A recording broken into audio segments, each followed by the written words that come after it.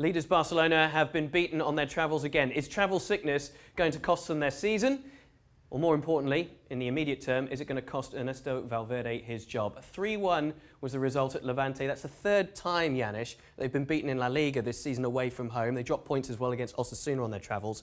They're immaculate at home.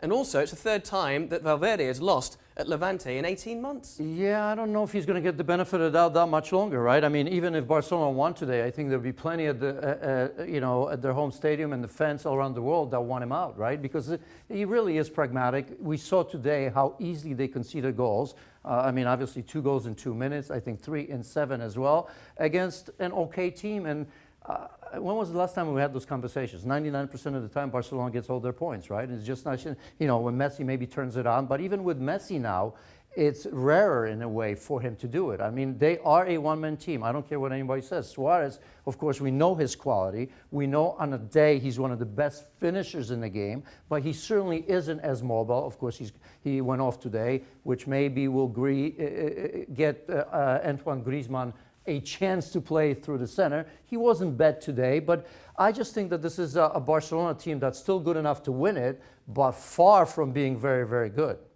A lot of attention's been on the front three and whether it works, obviously, with the star power. There was a Suarez penalty, later went off injured. What is the problem going between defence and midfield? Because a lot of the goals seem to be easy giveaways or not taking command of the ball at the back. Perception, lack of quality in the midfield, right? We don't have to go too far away between the Xavi and Iniesta. Frankie de Jong, he's young, he's still finding his way. Busquets is no longer the same Busquets as he was. There's a question, should Frankie de Jong play in the place of Busquets, or maybe you need somebody else? You're relying on Arturo Vidal. I'm sorry, but I mean, it's not like you can build around him, right? I mean, he still is okay from time to time and gives you strength, but Barcelona aren't about the strength. They're about playing and the players being technical and maybe seeing ahead of everybody else, right?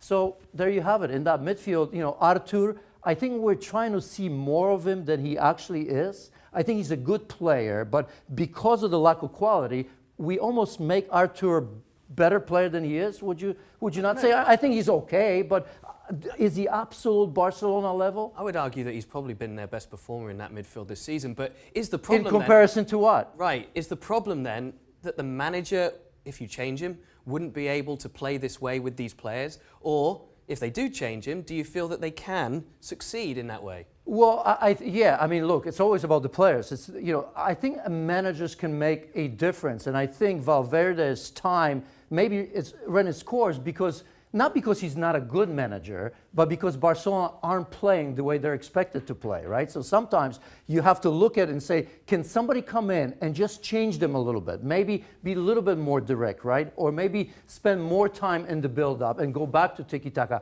Whatever it may be, the perception is, and I think you can see that with even smaller teams in La Liga, perception is that Barcelona can be had. I don't think you've had that perceptions in the years past. Yeah, Athletic Bilbao, Granada, now Levante, all getting the better of Barcelona on home soil. As we mentioned, Osasuna as well. These are not sides that you'd expect a Barcelona team to lose to, particularly as they're going for glory. They're now vulnerable to Real Madrid behind them, to other teams as well. Madrid have the opportunity to overtake them against Betis. Well, thank you very much for watching ESPN on YouTube. For more sports highlights and analysis, be sure to download the ESPN app. And for live streaming, premium content, and let's not forget as well, ESPN FC 7 days a week. Subscribe to ESPN+.